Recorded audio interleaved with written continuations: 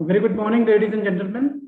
आज के इस ब्लड डोनर मोटिवेशन के वेबिनार में मैं आप सभी का हार्दिक अभिनंदन व स्वागत करता हूं। आज के कार्यक्रम की मुख्य अतिथि माननीय राज्यपाल छत्तीसगढ़ सुश्री अनुसैया उइके जी से मैं निवेदन करूंगा कि वे कृपया अपना स्थान ग्रहण करें।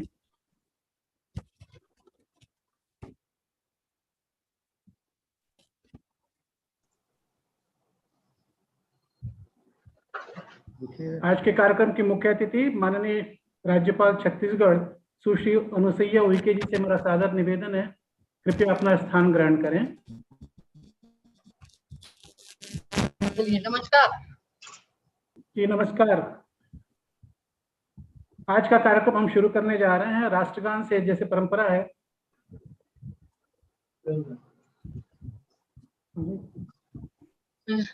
शुरू करते हैं। हाँ शुरू तो कर।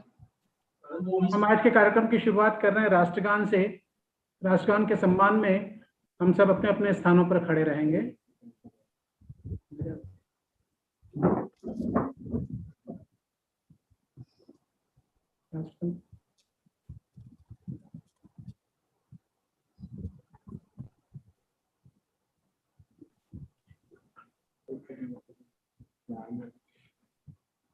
आवाज कैसी आ रही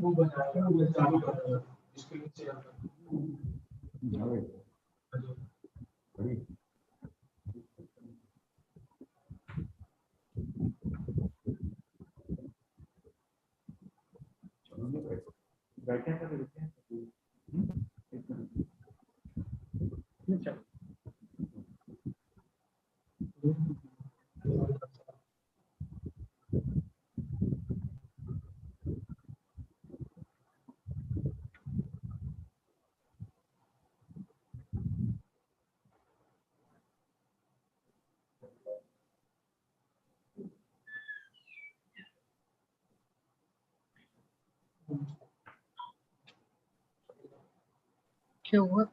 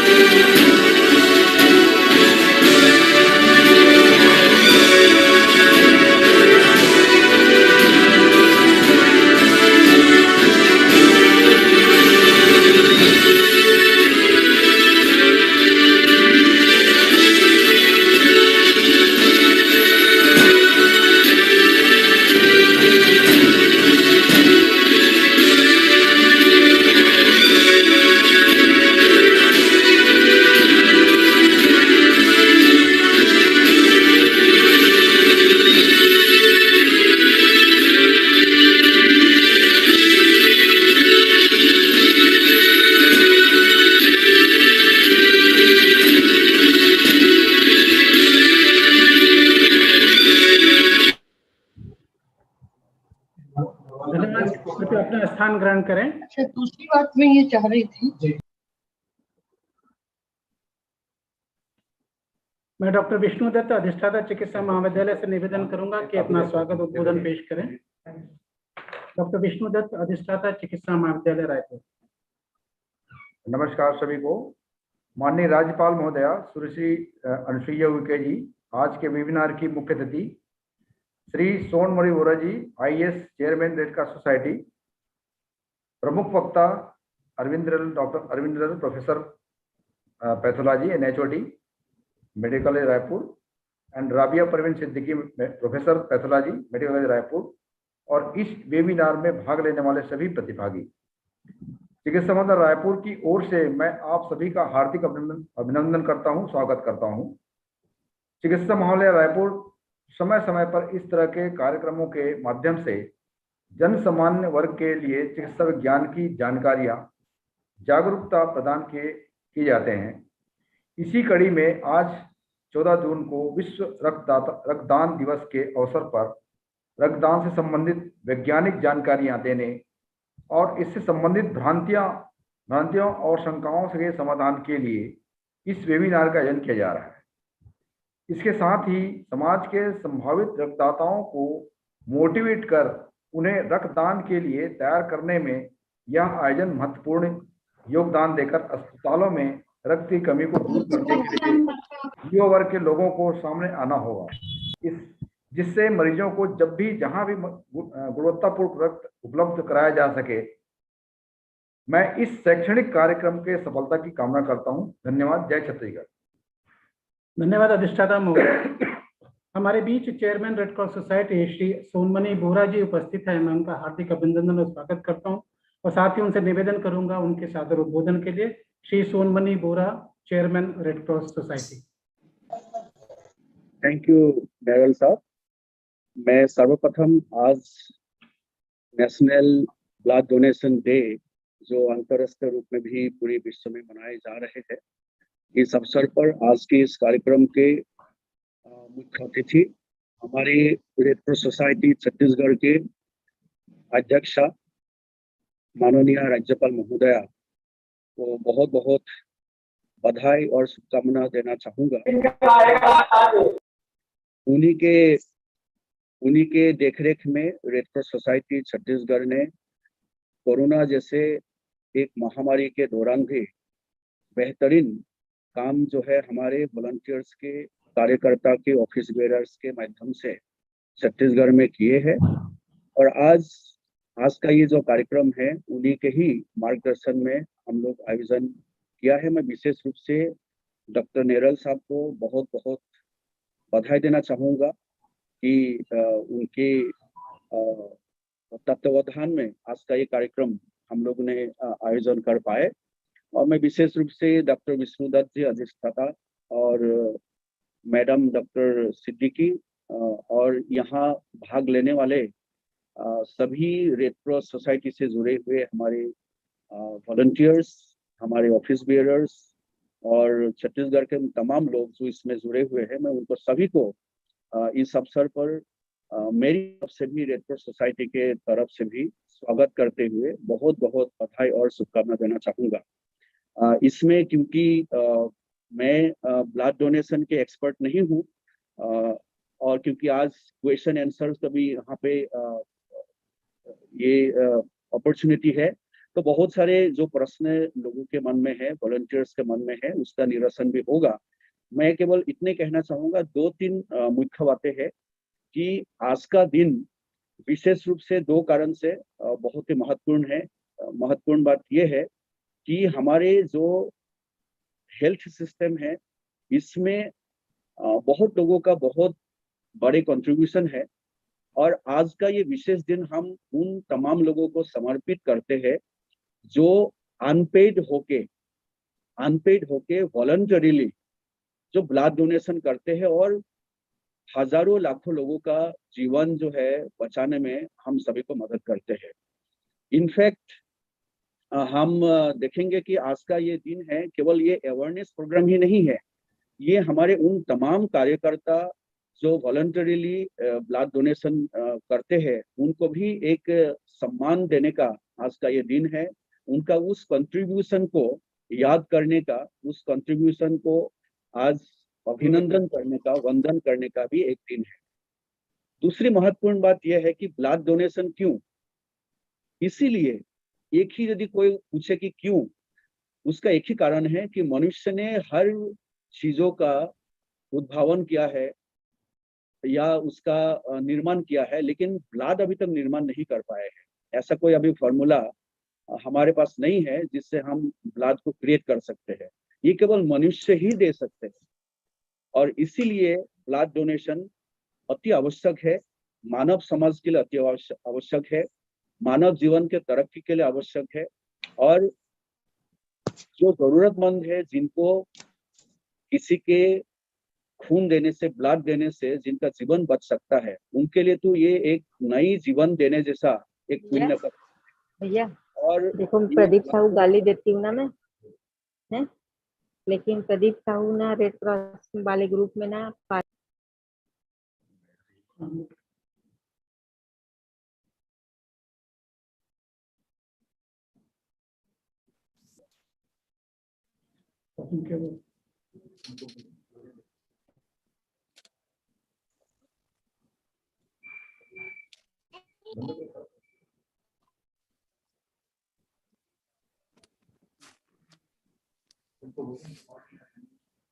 बोल तो रहे हैं।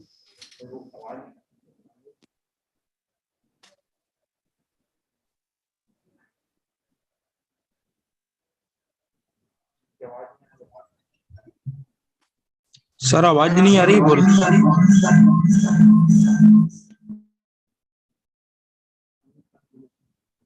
अभी आ रही है आपको? जी मुझे शुरू से बोलना है या मैंने पूरा ही शुरू किया है? You can finish now, you can finish now sir.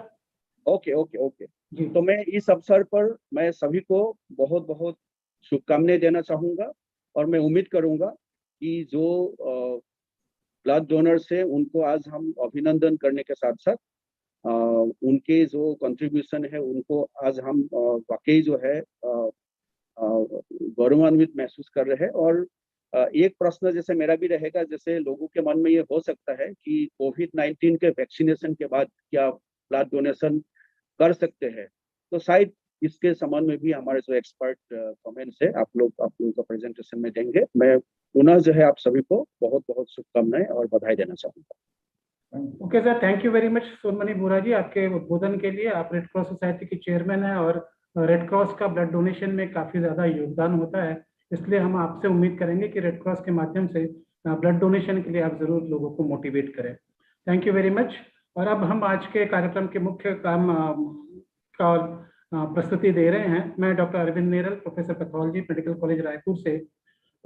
आज का विषय ही हमारा ये है वॉलंटरी ब्लड डोनेशन के लिए कैसे हम लोगों को मोटिवेट करें। न सिर्फ हमको मोटिवेट करना है, ब्लड डोनर्स को रिक्रूट करना है और उनको रिटेन करना है ताकि वो नियमित रक्तदाता बन सकें। हमारे समाज में कई सारे ऐसे प्रोबेबल डोनर्स हैं, संभावित डोनर्स हैं, पॉसिबल डोनर्स या पोटेंशियल डोनर्स हैं। उनको हमें पहचानना होगा, उनको हमें अपने साथ लाना होगा। आज के कार्यक्रम का टाइटल ही मैंने रखा है, रक्तदान करके देखो अच्छा लगता है। जिन लोगों ने अभी तक रक्तदान नहीं किया है, जिन लोगों ने अभी तक रक्तदान नहीं किया है, वो पहली बार भी यदि रक्तदान करेंगे तो महसूस करेंगे कि कितना अच्छा लगता है, और उससे जो अनुभूति प्राप्त होती है वो अपने आप में ही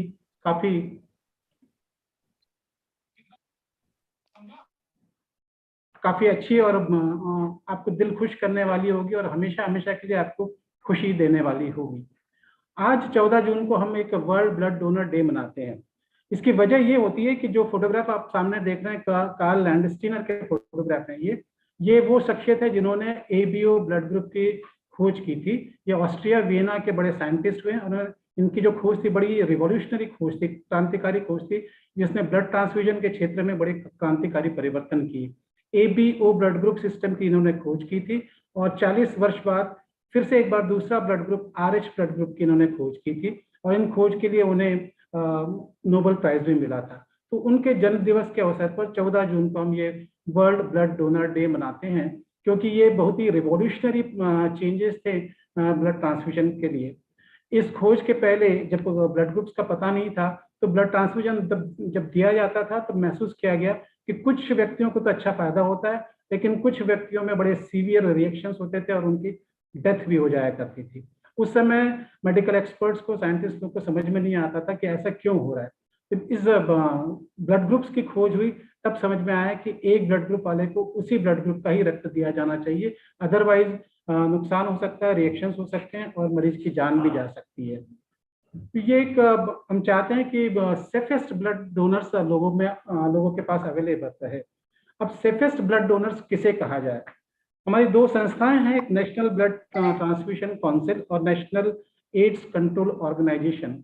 इन दोनों ऑर्गेनाइजेशंस का मानना है कि जो सेफेस्ट या सुरक्षित रक्तदाता वो होते हैं जो वॉलंटरी रक्तदान करते हैं, जो स्वैच्छिक रूप से रक्तदान करते हैं। नॉन रिम्यूनरेटेड ब्लड डोनर्स, ऐसे ब्लड डोनर्स जो रक्तदान के एवज में कोई चीज की उम्मीद नहीं रखते, यानी वो प्रोफेशनल डोनर्स नहीं रहते, यानी वो पैसों के लिए या कॉमर्शियल रूप से रक्तदान नहीं कर रहे होते हैं। और तीसरा, हम डोनर्स उन ग्रुप में से ले जो लो रिस्क पॉपुलेशन के लोग कहलाते हैं, ऐसे लोग जिनसे कम किसी इन्फेक्शन की उम्मीद हो, ताकि जिन मरीजों को खून दिया जा रहा है उनको बहुत कम रिस्क हो, किसी तरह का इन्फेक्शन ना हो। तो हमारा टारगेट ये है कि 100% हम वॉलंटरी डोनेशन लें, स्वैच्छिक रक्तदान से पर ही हमारी निर्भरता होनी चाहिए। हमारे पास कोई प्रोफेशनल डोनर्स नहीं होने चाहिए और कोई रिलेटिव डोनर्स या रिप्लेसमेंट डोनर्स की गुंजाइश नहीं होनी चाहिए। ये हमारा टारगेट है। सड़कों पर खून बहाना बंद करें, सड़कों पर खून बहाना बंद करें और खून न देने का बहाना बंद करें।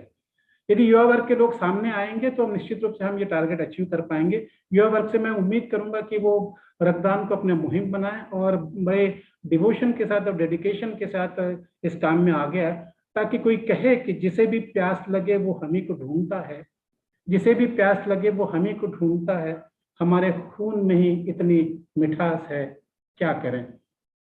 अभी टारगेट हम कैसे अचीव करें? ये टारगेट अचीव करने के लिए हमको डोनर्स का एजुकेशन करना पड़ेगा, लोगों को मोटिवेट करना पड़ेगा, तभी जाके हम ये इस टारगेट को अचीव कर पाएंगे। हम नए लोगों को ब्लड डोनेशन के लिए रिक्रूट करें, उनको रिटेन करें और उनको कोशिश करें कि वो लगातार नियमित रूप से रक्तदान करते रहे, हर 3 महीने में, 4 महीने में। तो नियमित रक्तदाता बने, इसके लिए हमें मोटिवेट करना पड़ेगा। लोगों को ये समझाना पड़ेगा कि यदि वो 18 से 65 वर्ष की उम्र में लगातार हर 3-3 महीने में रक्तदान करेंगे तो एक बहुत बड़ा टारगेट वो अचीव कर सकते हैं। अपनी जिंदगी में हर कोई व्यक्ति 188 बार रक्तदान कर सकता है, 188 बार वो रक्तदान कर सकता है। इस तरह से वो 65 लीटर खून दे सकता है। एक इंसान 65 लीटर खून का दान कर सकता है, ये उन्हें लोगों को समझाना पड़ेगा, जो लोगों को बातें समझ में नहीं आती है। और इतना यदि वो रक्तदान करता है तो अपनी जिंदगी में 564 लोगों की वो जान बचा सकता है। तो इस तरह से रक्तदान के माध्यम से आप काफी बड़ा काम कर सकते हैं। और ये भी याद रखें कि खुशी और खून बढ़ते हैं देने से, खुशी और खून बढ़ते हैं देने से। बढ़ाइए खुशी, बढ़ाइए अपना खून। हमारे गोल्स क्या? वॉलंटरी ब्लड डोनेशन के गोल्स ये हैं कि किसी भी हालत में ब्लड की स्कैरेसिटी नहीं होनी चाहिए, ब्लड की कमी महसूस नहीं होनी चाहिए। हमेशा लोगों के लिए सेफ और गुणवत्तापूर्ण क्वालिटी ब्लड और ब्लड कंपोनेंट्स अवेलेबल होना चाहिए हर जगह, जब कभी भी इसकी जरूरत हो, round the clock, through out the year, 24/7, चाहे रात के 12 बजे हो, 2 बजे हो, चाहे और किसी भी जगह में यदि किसी मरीज को रक्त की जरूरत हो तो उसे अवेलेबल होना चाहिए। और ये टारगेट कोई बहुत मुश्किल काम नहीं है, इसे बड़े आसानी से हासिल भी किया जा सकता है। लोगों को समझाना पड़ेगा कि खून देकर अभी अभी लौटा हूँ, ताकतवर हुआ हूँ। खून देने से कोई कमजोर नहीं होता, बल्कि खून देने से एक तरह से ताकत मिलती है, मॉरल अपलिफ्टमेंट मिलता है। खून देकर लौटा हूँ अभी अभी, ताकतवर हुआ हूँ, बनाकर लौटा हूँ रिश्ता किसी से खून का अभी अभी। ब्लड डोनेशन से आप कई सारे लोगों से अपने ब्लड रिलेशंस बनाते हैं और ब्लड डोनर्स की कोई कमी नहीं है। सवाल यह है कि वो हमेशा अवेलेबल होना चाहिए। तेरे जहां में ऐसा नहीं है कि प्यार नहीं, जहां उम्मीद हो इसकी वहां नहीं मिलता। तो ये चीजें नहीं होनी चाहिए। हमारे ऑब्जेक्टिव ये है कि हम वॉलंटरी ब्लड डोनेशन के गोल अचीव करें, वॉलंटरी ब्लड डोनेशन के लिए लोगों को मोटिवेट करें, लोगों को एजुकेट करें। और सबसे बड़ी बात यह है कि हमारे जो ब्लड डोनर्स हैं उनका वेल इंडेक्स रिकॉर्ड हमारे पास अवेलेबल होना चाहिए। स्पेशली रिमोट एरिया में, ट्राइबल एरिया में और दूर दराज के ग्रामीण एरिया में इस बात की हमेशा कमी महसूस की जाती है। वहाँ पे रक्तदाताएं बहुत है, रक्तदाताओं की कोई कमी नहीं है, लेकिन उनका कोई रिकॉर्ड नहीं है, उनके कोई मोबाइल नंबर्स नहीं है, उनके कोई एड्रेसेस नहीं है। इसलिए जब कभी भी जरूरत होती है तो ये हमें मिल नहीं पाते हैं। लोगों को ये भी समझाना पड़ेगा कि ब्लड डोनेशन से वो सिर्फ किसी मरीज की जान नहीं बचा रहे होते हैं, बल्कि उसके कुछ बेनिफिशियल इफेक्ट्स भी होते हैं। जो रक्तदाता है उसको भी काफी फायदे होते हैं, ये मैं अभी आपको थोड़ी देर में बताऊंगा। तो beneficial aspects of blood donation लोगों को समझाना पड़ेगा। साथ ही साथ हमको लोगों को ये भी बताएं कि यदि वॉलंटरी ब्लड डोनेशन ना हो और किसी दूसरे लोगों से ब्लड लेंगे तो वो उसके हार्मफुल इफेक्ट्स हो सकते हैं। Harmful effects of blood collected not from the voluntary blood donation, ये लोगों को समझाना पड़ेगा। हम मरीजों की जान जोखिम में नहीं डाल सकते कुछ ऐसे रक्तदाताओं से रक्त लेके जिससे रिस्क हो सकती है। हमें वॉलंटरी ब्लड डोनेशन को इनकरेज करना पड़ेगा, ताकि प्रोफेशनल डोनर्स पे, फैमिली डोनर्स पे, रिलेटिव डोनर्स पे, रिप्लेसमेंट डोनर्स पे हमारी डिपेंडेंसी कम हो। इन्हें हमें लगभग हमेशा के लिए मिटाना और 100% वॉलंटरी ब्लड डोनेशन होना चाहिए, इस बात का ध्यान रखें। इसके लिए कुछ नॉन गवर्नमेंटल ऑर्गेनाइजेशन से एनजीओज हैं, वो सामने आते हैं, उनका काम काफी अच्छा होता है। स्कूल, कॉलेजेस, एनसीसी, एनएसएस के students, red cross, red ribbon, red crescent, इस तरह की जो संस्थाएं हैं वो इस क्षेत्र में काफी काम कर रही हैं। उनके माध्यम से हम ब्लड डोनेशन को एनकरेज करना चाहते हैं। लोगों को समझाने के लिए आईईसी मटेरियल जो है, इंफॉर्मेशन, एजुकेशनल एंड कम्युनिकेशन के जो जितने भी माध्यम हो सकते हैं, उसके माध्यम से लोगों को समझाना पड़ेगा। चाहे वो होर्डिंग्स हो, फ्लैक्स हो, बैनर्स हो, पोस्टर्स हो, या न्यूज़पेपर्स में, मैगजीन में आर्टिकल लिख के, दूरदर्शन की टीवी के, रेडियो के माध्यम से लोगों को समझा के, इस तरह के वेबिनार ऑर्गेनाइज करके हम लोगों को समझा सकते हैं और ब्लड डोनेशन के बारे में जानकारी दे सकते हैं।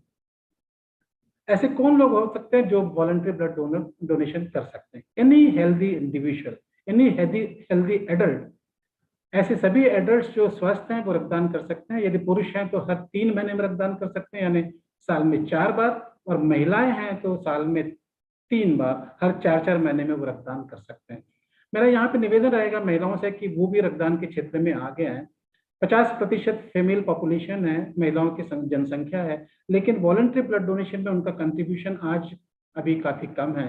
सिर्फ 2 से 3% महिलाएं ही वॉलंटरी ब्लड डोनेशन के रूप में सामने आती है। मान लिया कि महिलाओं को कुछ सीमाएं हैं, कुछ अवसर पर वो रक्तदान नहीं कर सकते हैं, इसके बावजूद यदि रक्तदान वो के क्षेत्र में आगे आए तो ये सिर्फ 2 या 3% वॉलंटरी डोनेशन को हम बढ़ाकर कम से कम 10% तक ला सकते हैं, ताकि महिलाओं का भी कंट्रीब्यूशन रक्तदान के क्षेत्र में रहे। एलन बार्किन ने एक बार कहा था कि मेरा स्त्री होना मेरी सीमा नहीं है, और मुझे लगता है कि किसी की भी नहीं होना चाहिए। रक्तदान के क्षेत्र में मैं कहूँगा कि ये कोई सीमा नहीं है, और महिलाएं भी रक्तदान कर सकती हैं। महिलाएं भी बेहिचक रक्तदान कर सकती हैं, उन्हें सामने आना चाहिए। एलिजिबिलिटी क्राइटेरिया क्या है? बहुत सिंपल सी बात है। 18 से 65 वर्ष की उम्र के हर युवक और युवती रक्तदान कर सकते हैं, यदि उनका हीमोग्लोबिन लेवल 12.5 ग्राम से ज्यादा हो, यदि उनके शरीर का वजन 45 ग्राम से ज्यादा हो, और ब्लड प्रेशर, पल्स और temperature with in normal range हो, तो ऐसे हर व्यक्ति रक्तदान कर सकते हैं। पूर्व राष्ट्रपति हमारे भारत रत्न डॉक्टर एपीजे अब्दुल कलाम साहब ने क्या खूब कहा था कि I am not handsome but I can extend my hand to some who is in need. Extend your hand for blood donation. अपना हाथ आगे बढ़ाइए ताकि आप रक्तदान कर सकें और लोगों की जान बचा सकते हैं। ऐसे कौन लोग हो सकते हैं जो रक्तदान नहीं कर सकते? बहुत कम कंडीशंस ऐसी होती है जो रक्तदान से आपको रोकती है। पहला तो ये है कि रक्तदान के समय यदि आप बीमार महसूस कर रहे हैं, अपने आप को हेल्दी महसूस नहीं कर रहे हैं, तो हो सकता है कुछ दिनों के लिए आप रक्तदान ना करें तो बेहतर होगा। अल्कोहल इंटॉक्सिकेशन या किसी ड्रग के एडिक्शन में यदि आप हैं तो आप रक्तदान ना करें। फीमेल्स, महिलाएं कम से कम मेंस्ट्रुअल पीरियड के दौरान, प्रेगनेंसी और लैक्टेशन के समय यदि स्तनपान करा रही हैं तो वो महिलाएं कम से कम 1 साल तक रक्तदान नहीं कर पाएंगी। यदि किसी व्यक्ति को लास्ट 1 मंथ में कोई लाइव वैक्सीन लगा हुआ, टीकाकरण हुआ है, तो वो 1 महीने तक रक्तदान ना करें। कुछ दवाइयां यदि वो उसका सेवन कर रहे हैं, जैसे एंटी मलेरियल ड्रग्स है या एस्पिरिन है, तो ऐसे लोग 3 महीने तक रक्तदान नहीं कर सकते हैं, उसके बाद वो रक्तदान कर सकेंगे। वो व्यक्ति जिनको खुद को ब्लड लगा हो या ब्लड कंपोनेंट्स दिया गया हो, वो ऐसे लोग भी 3 महीने तक रक्तदान ना करें। ऐसे व्यक्ति जिनके पिछले 1 साल में कोई मेजर सर्जरी हुई, कोई बड़ा ऑपरेशन हुआ है, तो ठीक होने के 1 साल तक वो रक्तदान ना करें, उसके बाद वो रक्तदान कर सकेंगे। छोटी जो माइनर सर्जरीज होती हैं तो उसके लिए 3 महीने का गैप रखा गया, 3 महीने बाद वो रक्तदान कर सकते हैं। टीटीआई जो होती है, ट्रांसफ्यूजन ट्रांसमिटेड इन्फेक्शंस, ऐसे इन्फेक्शन जो रक्तदान के माध्यम से मरीज को लग सकते हैं, वो यदि कंडीशन हो तो वो भी रक्तदान नहीं कर सकते हैं। ये बीमारियां हैं HIV, hepatitis B, hepatitis C, malaria और सिफिलिस। ये 5 ऐसी बीमारियां हैं जिसको हम ट्रांसफ्यूजन ट्रांसमिटेड इन्फेक्शन कहते हैं, जो डोनर के माध्यम से रिसिपिएंट को या उस मरीज को लग सकती है। इसलिए रक्तदान के पहले इन 5 बीमारियों की मुकम्मल जांच कर ली जाती है, और जब 5 टेस्ट नेगेटिव होते हैं तभी वो रक्त मरीज को दिया जाता है, अदरवाइज नहीं दिया जाता। इसलिए ये बीमारी, इन बीमारियों से ग्रसित लोग रक्तदान ना करें। कुछ अनकॉमन कंडीशंस होती हैं जैसे टॉक्सोप्लाज्मा है, ब्रूसेला है, साइटोमेगलोवायरस है, इप्स्टन बार वायरस है या हर्पीज है, ये मरीज भी रक्तदान नहीं कर सकते। ये बहुत रेयर कंडीशन या अनकॉमन कंडीशंस है। यदि ऐसे लोग हैं तो भी वो रक्तदान ना करें। इस लिस्ट से ये जरूर पता चलता है कि almost all healthy individual can donate unless otherwise excluded.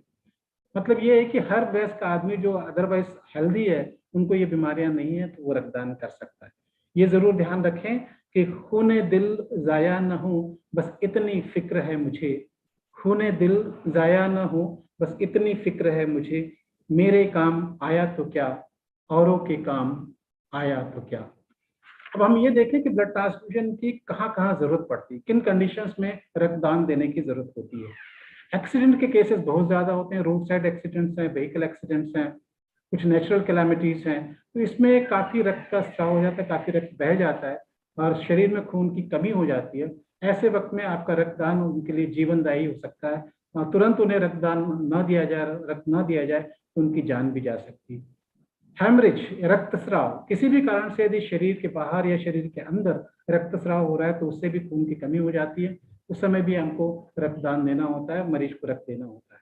Burns, यदि शरीर का काफी हिस्सा जल गया हो किसी कारण से, तो उस समय भी खून की भी कमी होती है, साथ साथ प्लाज्मा की कमी होती है, फ्लूइड की कमी होती है। ऐसे वक्त में भी हमको या तो पूरा ब्लड या फिर प्लाज्मा देने की जरूरत होती है। एनीमिया, जिसको हम खून की कमी कहते हैं, बहुत सारे कारण हो सकते हैं एनीमिया के। यदि एनीमिया सीवियर हो, हीमोग्लोबिन की मात्रा 7 ग्राम या 6 ग्राम से कम हो गई हो, ऐसे वक्त भी उनकी जान बचाने के लिए उनको खून देने की जरूरत होती है। मेजर सर्जरीज, तो बड़ी सर्जरीज होती हैं, बड़े ऑपरेशंस होते हैं, उस समय भी रक्तदान देने की जरूरत होती है, ताकि खासतौर पे सर्जरी के पहले या सर्जरी के दौरान या सर्जरी के बाद ऐसी कंडीशंस में हमको रक्तदान देना पड़ता है और उसकी जान बचाने के लिए रक्तदान काफी महत्वपूर्ण होता है।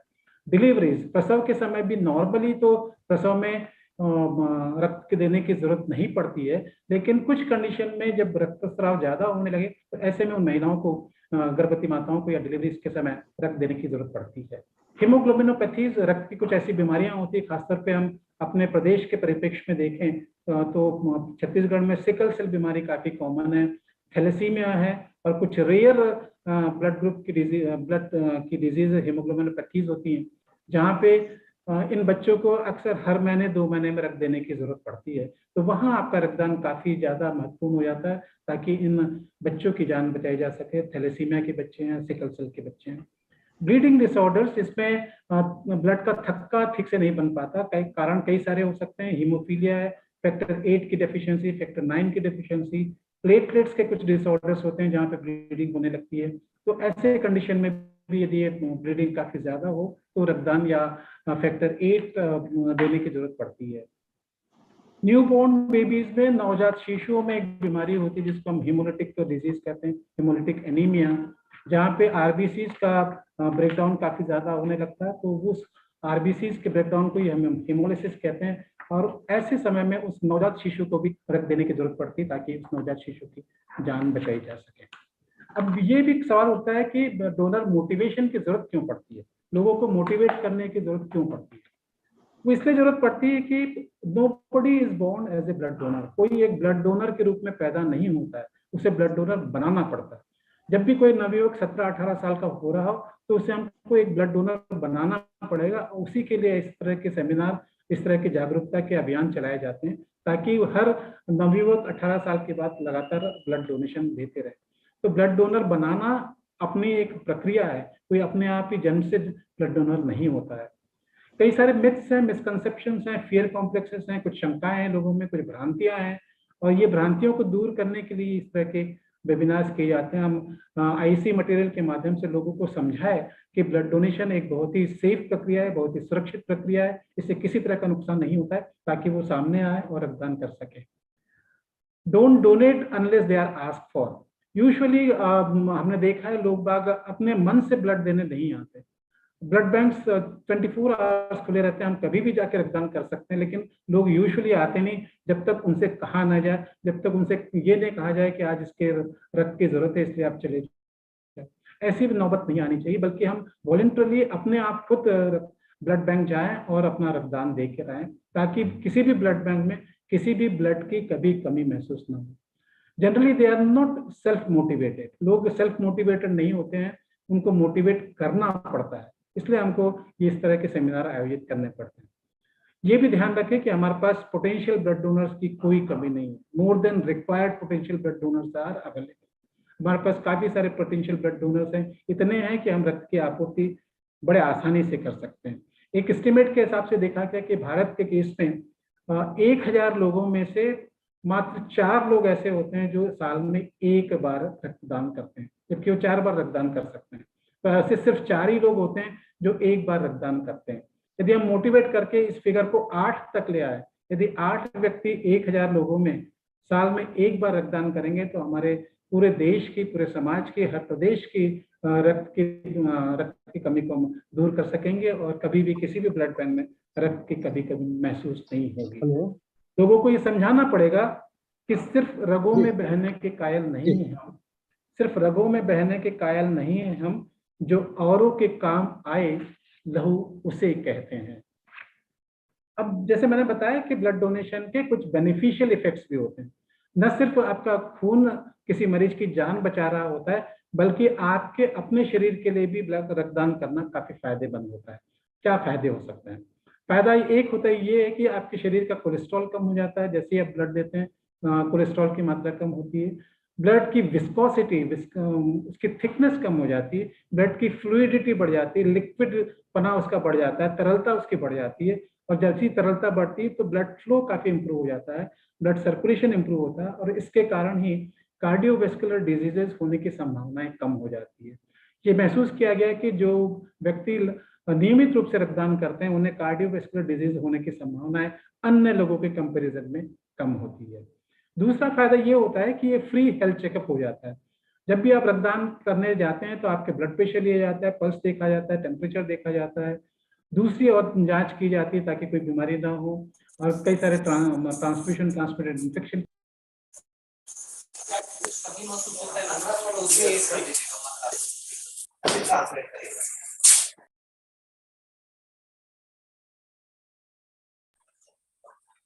हो जाता है। तीसरा फायदा ये होता है कि आपका बोन मैरो को स्टिमुलेशन मिलता है। बोन मैरो हड्डी के बीच की वो लाल अस्थि मज्जा होती है जहाँ पे रक्त बनता है। आरबीसीज, डब्ल्यूबीसीज का निर्माण मुख्य रूप से रेड बोन मैरो में होता है। इनको एक स्टिमुलेशन मिलता है। जैसे ही आप रक्तदान करते हैं 350-400 ml तक का जब आपके शरीर से निकाला जाता है तो बोन मैरो को एक स्टिमुलेशन मिलता है ताकि वो बोन मैरो ज्यादा से ज्यादा संख्या में आरबीसीज और डब्ल्यूबीसीज का निर्माण कर सके और ब्लड की भरपाई कर सके। इस तरह से बोन मैरो जहाँ रक्त बनता है उसको एक स्टिमुलेशन मिलता है ताकि आपको अपने शरीर को कभी रक्त की जरूरत पड़े तो बोन मैरो काफी आसानी से उसकी भरपाई कर पाएगा। शरीर में आयरन का बहुत ज्यादा होना भी खतरनाक होता है। इस आयरन ओवरलोड को कम करने के लिए ब्लड डोनेशन काफी महत्वपूर्ण होता है। जब भी आप हर बार ब्लड डोनेशन देते हैं तो कुछ ना कुछ मात्रा आयरन की निकलती है और उससे आपके शरीर को फायदा होता है, और आयरन ओवरलोड होने से जो बीमारी हो सकती है वो नहीं होती है। एक बार रक्तदान करने से 650 कैलोरीज कंज्यूम होती है। मतलब आप समझ सकते हैं कि आपने कुछ एक्सरसाइज की है और वो भी आपके शरीर के लिए काफी फायदेमंद होता है। सबसे बड़ा फायदा ये होता है कि मेंटल सेटिस्फेक्शन मिलता है।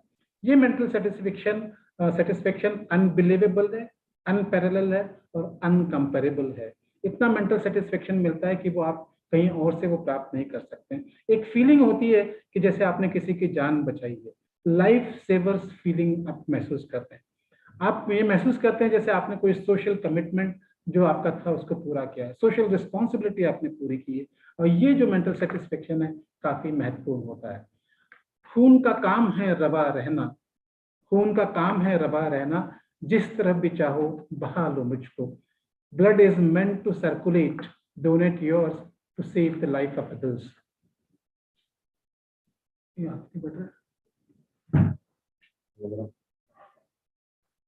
इसके साथ साथ आपने कभी कभी सुना होगा कि ऑटोलॉगस ब्लड ट्रांसफ्यूजन होता है। ऑटोलॉगस ब्लड ट्रांसफ्यूजन मतलब हम अपने आप को ब्लड दे सकते हैं।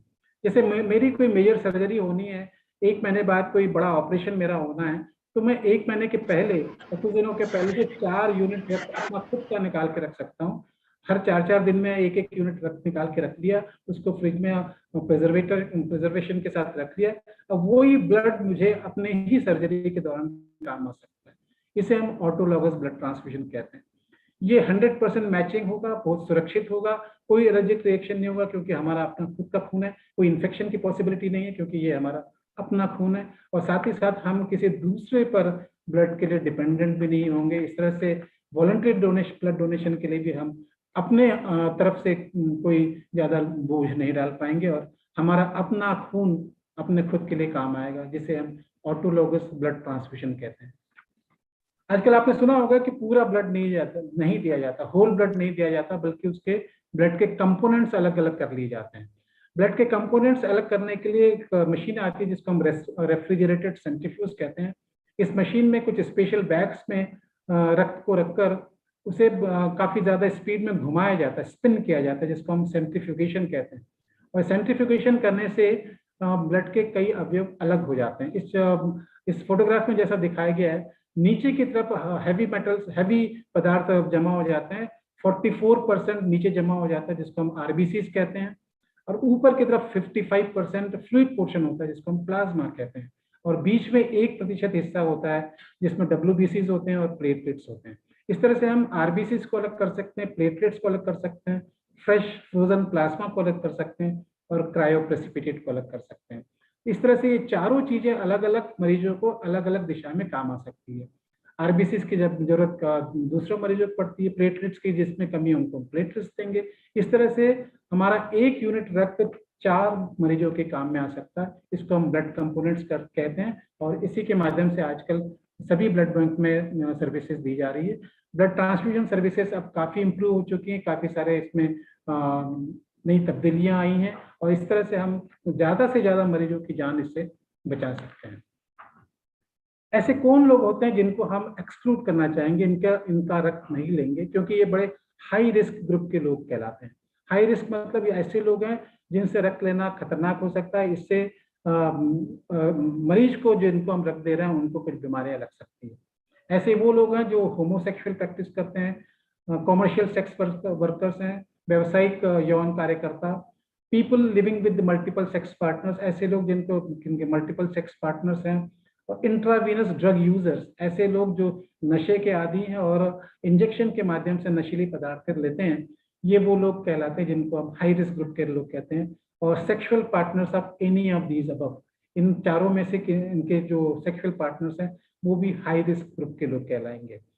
खासतौर पे विंडो पीरियड के कारण ये लोग काफी ज्यादा रिस्की होते हैं। हम मान लिया कि हम ट्रांसफ्यूजन ट्रांसमिटेड इन्फेक्शन की मुकम्मल जांच करते हैं, उसके बाद ही रख दिया जाता है, लेकिन कुछ कंडीशन जिसको हम विंडो पीरियड कहते हैं, वो ऐसा पीरियड होता है जहाँ पे हमारी जांच की जो तकनीक है वो भी फेल हो जाती है, और कई बार वो फॉल्स नेगेटिव रिजल्ट्स भी दे सकती है। इसलिए उस पॉसिबिलिटी को रोकने के लिए इस तरह के लोगों से रक्त ना लिया जाए तो बेहतर होगा।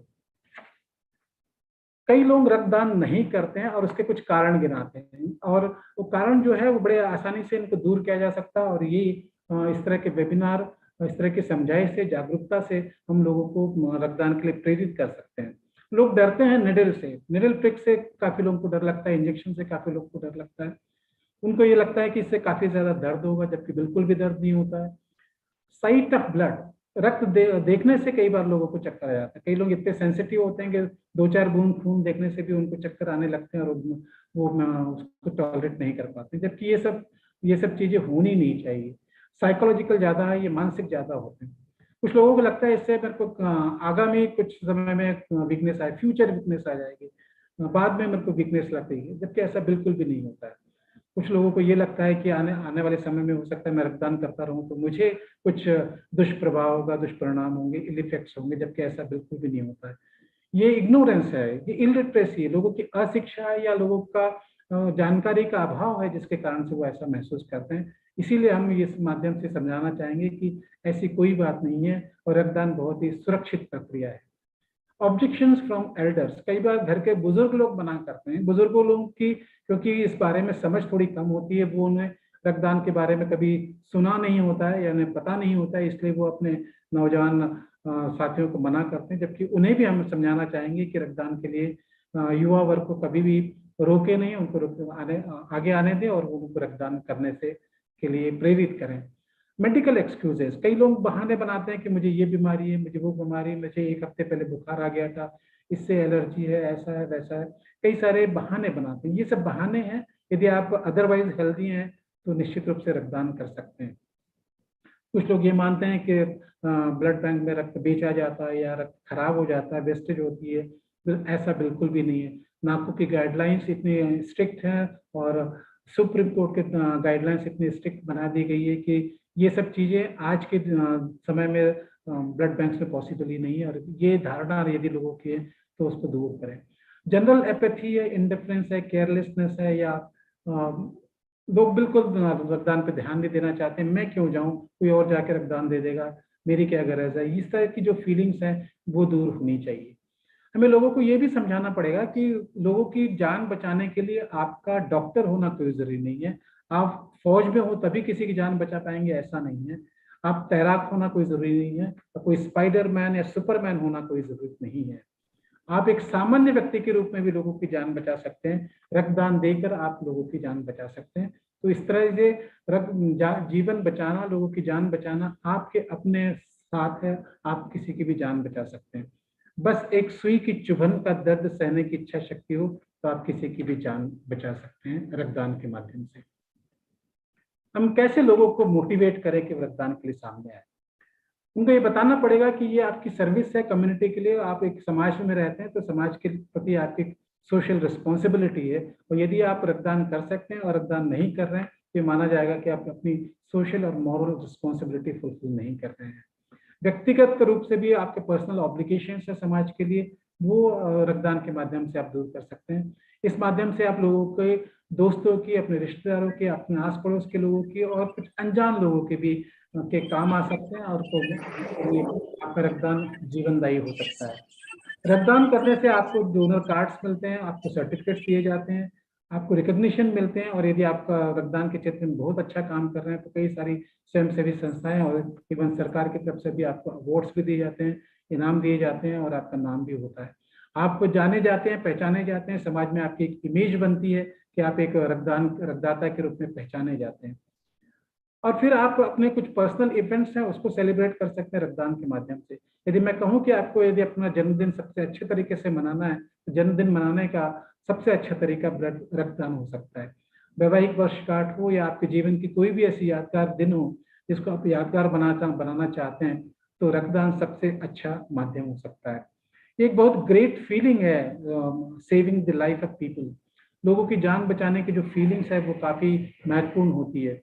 इस डायग्राम में आप देखें कि ये महिला कितनी खुश नजर आ रही है, कितनी हंस रही है, उसके बच्चे की क्योंकि जान बची है।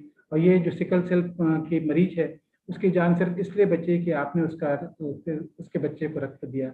मेरा बच्चा घर वापस आ सका क्योंकि आपने रक्त दिया। तो ये जो फीलिंग है वो काफी महत्वपूर्ण होती है, इसलिए आपको रक्तदान करना चाहिए। और इसलिए ताकि लोगों के चेहरे पर आप मुस्कान ला सकें। इस महिला को देख के आप महसूस कर सकेंगे कि आपका रक्तदान किसी भी महिला के लिए और किसी भी दूसरे व्यक्तियों के चेहरे पर किस तरह से मुस्कान ला सकता है। रक्तदान इसलिए भी करना चाहिए दोस्तों कि खून कारखानों में नहीं बनाया जा सकता, इसका निर्माण नहीं किया जा सकता। आर्टिफिशियल ब्लड जैसी कोई चीज होती नहीं है। खून खेतों में नहीं उगाया जा सकता, खून बाजार में नहीं मिलता, ऐसे आप किसी दुकान से, किसी मॉल से खरीद नहीं सकते हैं। खून जानवरों से नहीं लिया जा सकता, पशुओं का रक्त इंसानों के काम नहीं आता है। इसलिए मानव रक्त ही एकमात्र विकल्प है मरीजों के रक्त का। इसलिए आपको रक्तदान करना पड़ेगा क्योंकि आपके अलावा कोई और दूसरा सोर्स नहीं है जिससे हम रक्त की भरपाई कर पाएंगे। ये आपको जरूर ध्यान रखना पड़ेगा। आर्टिफिशियल ब्लड या कृत्रिम रक्त की बात जरूर की जाती है, लेकिन आज भी विज्ञान की इतनी ज्यादा खोज होने के बावजूद भी हम अभी आज तक कोई 100% आर्टिफिशियल ब्लड या कृत्रिम रक्त या ब्लड का सब्स्टिट्यूट नहीं बना पाए।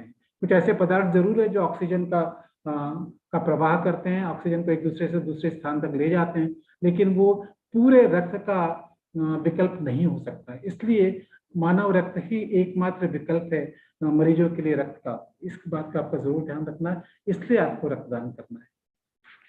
रक्तदान बहुत ही सेफ प्रक्रिया है क्योंकि औसतन एक मनुष्य के शरीर में लगभग 5 लीटर खून लगातार प्रवाहित होता रहता है। इस 5 लीटर खून में से फिजियोलॉजिकली सिर्फ 3.5 लीटर खून की ही उस व्यक्ति को जरूरत होती है। 1.5 लीटर खून उसके शरीर में, औसत की बात कर रहा हूँ, हर मरीज में अलग अलग हो सकता है उसके वजन के हिसाब से, तो औसतन 1.5 लीटर खून आपके शरीर में सरप्लस है, एक्सेस है या रिजर्व है, और ये 1.5 लीटर खून में से आपको सिर्फ 350 ml या 450 ml खून ही रक्तदान के समय देना रहता है। तो इसलिए आप समझ सकते हैं कि आप कितना कम खून अपने शरीर का दे रहे हैं। रिजर्व कोटे में से भी आप सिर्फ उसका 1/4 अमाउंट ही रक्तदान करते समय देते हैं, इसलिए इससे आपके शरीर को जरा भी नुकसान नहीं होता है। और मैं ये भी बताना चाहूंगा कि जो रक्तदान हम 1 यूनिट रक्त कर देते हैं उसकी भरपाई आपका शरीर फिजियोलॉजिकली या अपने आप ही 2 से 3 हफ्ते के अंदर कर लेता है। 2 से 3 हफ्ते के अंदर आपने जो रक्त दिया है उसकी भरपाई हो जाती है।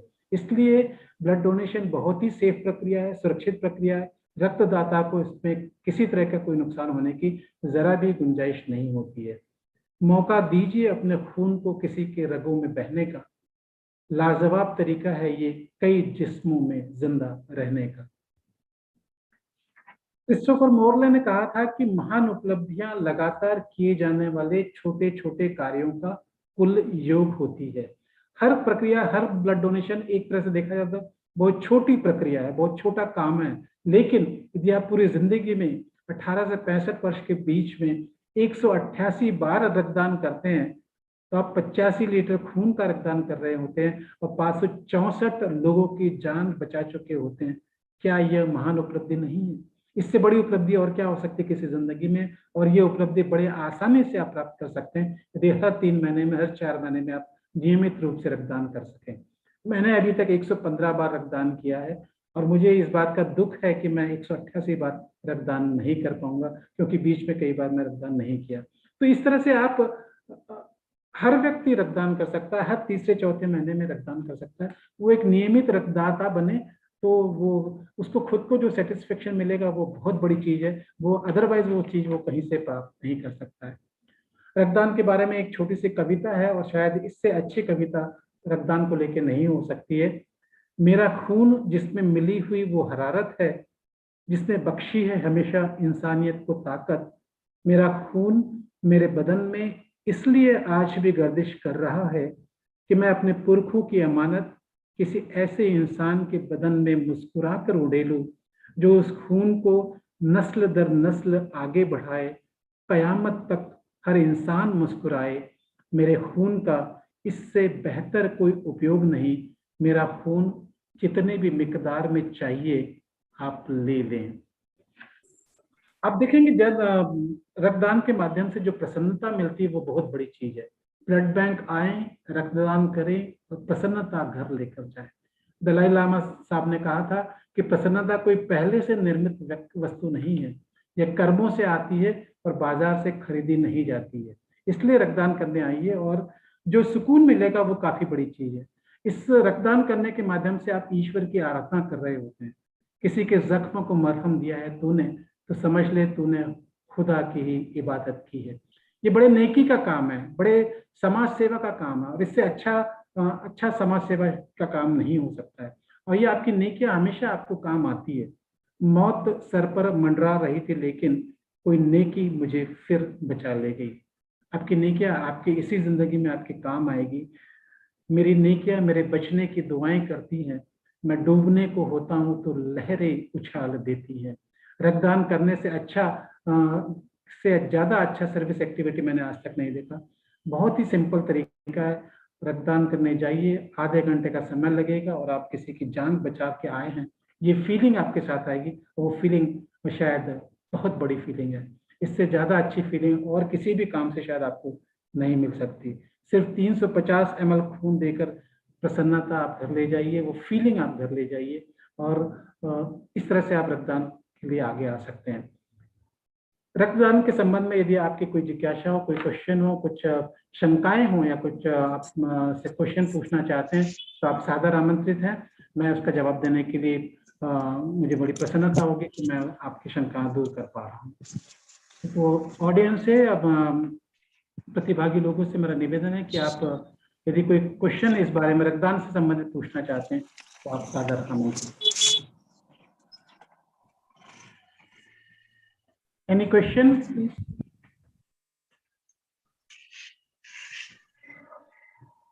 जी सर, एक क्वेश्चन है, पूछो सर। बिल्कुल बिल्कुल पूछ सकते हैं। सर, जिसको सोरियासिस की बीमारी है, क्या वो रक्तदान कर सकते हैं?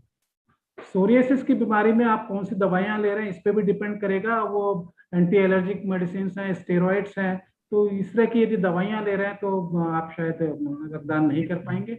आप अपने चिकित्सक से जरूर पूछ लीजिएगा तो ज्यादा बेहतर होगा। कई सारी ऐसी दवाइयां भी होती हैं जो यदि व्यक्ति लगातार क्रॉनिक रूप से ले रहा हो तो उन्हें रक्तदान से के लिए हम लोग मना करते हैं। हेलो जी हाँ, प्रणाम सर। जी सर, मेरा एक क्वेश्चन है। जैसे कि मैं अभी बलौदाबाजार जिले से बोल रहा हूँ सर, तो यहाँ मैं हॉस्पिटल में गया था ब्लड डोनेशन करने सर, तो मैं किया भी हूँ, लेकिन यहाँ ये बोला जा रहा था कि जो ओ पॉजिटिव वाले ब्लड जो है बहुत सारे हैं यहाँ, तो कभी कभी ऐसा कंडीशन आता है कि उन लोग का ब्लड जो है यूज नहीं हो पाता, तो उनको जो है डिस्ट्रॉय, मतलब 1 मंथ के लगभग बाद वो डिस्ट्रॉय हो जाता है या करना पड़ता है, ऐसा बोल रहा था। तो उसका जो एक्चुअली डेट क्या होता है सर, ब्लड का स्टोरेज डेट? आपने सही कहा कि ओ पॉजिटिव ब्लड सबसे कॉमन ब्लड ग्रुप है, इसलिए इसके रक्तदाता भी काफी मिल जाते हैं। हो सकता है उस दिन उस ब्लड बैंक में ओ पॉजिटिव ब्लड का स्टॉक काफी ज्यादा होगा। नॉर्मली हम जो सुरक्षित रखते हैं उसको 2 से 4 डिग्री सेंटीग्रेड टेम्परेचर में 35 दिनों तक उसे सुरक्षित रखा जा सकता है। और 35 दिनों तक ऐसा लगता है कि 35 दिनों में इस ब्लड की को यूज कर लिया जाएगा तो निश्चित रूप से रक्त लिया जाता है। यदि रक्त ब्लड बैंक में किसी खास ब्लड ग्रुप के रक्त की ज्यादा संख्या जमा हो गई हो तो ऐसा इसलिए आपसे कहा गया होगा। अदरवाइज हम 35 दिनों तक रक्त को सुरक्षित रख सकते हैं। एक केमिकल होता है जिसको हम उसमें मिलाते हैं, ब्लड बैग्स में होता है वो, और उसके माध्यम से एक एंटीकोएगुलेंट होते हैं, कुछ प्रिजर्वेटिव्स होते हैं, इससे 2 से 4 डिग्री टेम्परेचर में ब्लड 35 दिनों तक सुरक्षित रखा जा सकता है। जी सर, एक थोड़ा सा और क्वेश्चन है सर। जैसे कि हम ब्लड डोनेशन करके आते हैं, तो मतलब हम लोग को खान पान में एक्चुअली मतलब किस चीज का थोड़ा सा ध्यान देना रहता है, कम से कम 1 हफ्ते के लिए? कि नॉर्मल हम फूड लेंगे तो भी हम लोग के शरीर में ब्लड बनेगा सर? बिल्कुल बिल्कुल, आपने सही क्वेश्चन पूछा है। अब हमारे शरीर की फिजियोलॉजी इतनी अच्छी भगवान ने बनाई है कि जो हम 350 ml खून 1 यूनिट रक्त देते हैं, उसकी भरपाई करने के लिए आपको कोई बहुत अतिरिक्त नहीं करना पड़ता। जो आपकी डेली रूटीन है, जो आप डेली रूटीन में बैलेंस डाइट लेते हैं, खाना खाते हैं, वही खाइए। उसके लिए अलग से आपको कोई करने की जरूरत नहीं है, ना अलग से आराम करने की जरूरत है, ना अलग से व्यायाम करने की जरूरत है, और ना ही खान पान में कोई बहुत ज्यादा परिवर्तन करने की जरूरत है। जो संतुलित आहार आप पहले लेते रहे हैं वैसा ही लेते रहेंगे तो भी आपके शरीर में वो रक्त की भरपाई 2 से 3 हफ्ते के अंदर हो जाती है। जो 350 ml आप खून देते हैं उसमें 50% तो पानी होता है, प्लाज्मा होता है, उसकी भरपाई तो आसानी से हो जाती है। और जो आरबीसी, डब्ल्यूबीसी और दूसरे होते हैं उसकी भरपाई भी आपका बोन मैरो 2 से 3 हफ्ते के अंदर नॉर्मली कर लेता है। उसके लिए आपको बहुत अतिरिक्त भोजन में ज्यादा ध्यान देने की जरूरत नहीं है। नॉर्मल बैलेंस डाइट लेते रहें, फिजियोलॉजिकली भगवान आपके शरीर में वो रक्त की भरपाई अपने आप ही कर देगी। जी सर, और सर हम ब्लड डोनेशन करने के कितने दिन बाद, मतलब जैसा हार्ड वर्क कर सकते हैं, जैसे कि अपने दिनचर्या में हम लोग करते हैं सर, हार्ड वर्क जो मजदूर लोग जैसे करते हैं, तो कितने दिन बाद हम लोग ऐसा कर सकते हैं डोनेशन के बाद? बहुत दिनों की जरूरत नहीं, क्योंकि आप बहुत घंटे पूछते तो ज्यादा अच्छा होता। नॉर्मली 1 घंटे बाद आप नॉर्मल अपना काम कर सकते हैं, लेकिन हाथ को झटके ना लगे और बहुत भारी चीज ना उठाए 1 दिन के लिए। दूसरे दिन आप अपना काम कर सकते हैं, दूसरे दिन से आप अपने रूटीन दिनचर्या में लग सकते हैं, कोई दिक्कत नहीं है। और यदि आपका काम बहुत हैवी वर्क वाला ना हो, बहुत ज्यादा बोझ उठाने वाला काम ना हो, तो आप निश्चित रूप से 1 घंटे बाद वो भी काम कर सकते हैं। सर नमस्कार जी सर, मैं अंबिकापुर से बोल रहा था। सर मैं रेगुलर ब्लड डोनेट करता हूँ, अभी तक 10-12 बार कर चुका हूँ। लास्ट टाइम सर मैं अक्टूबर के महीने में किया था, उसके जस्ट बाद में कोविड पॉजिटिव हो गया था। तो मेरा एक सवाल था सर, वर्तमान जो कोविड की परिस्थितियां हैं उसमें ब्लड डोनेशन के बाद कुछ सावधानी रखनी चाहिए क्या सर? ब्लड डोनेशन के बाद आपको तो आप बता रहे हैं कोविड हो चुका ना आपको? जी, ब्लड डोनेशन के जस्ट 2-3-4 दिन के बाद टेस्ट करवाया मैं हूँ तो पॉजिटिव आ गया था, थोड़ा सा फीवर वगैरह आ रहा था। तो क्या सर कोविड के ठीक होने के 3 महीने बाद आप फिर से रक्तदान कर सकते हैं।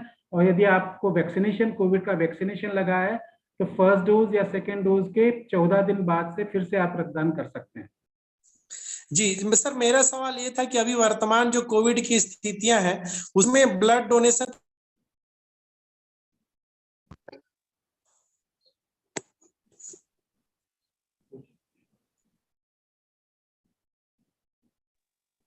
हेलो जी सर। जी देखो, कोविड की सिचुएशन में अभी वैसे भी हमारे पास रक्तदान करने वाले काफी कम लोग आ रहे थे, लेकिन यदि वो आए तो ब्लड बैंक में पूरी वो सुविधाएं रहती हैं, इसलिए उन्हें इस तरह से किसी तरह से भी घबराने की जरूरत नहीं है।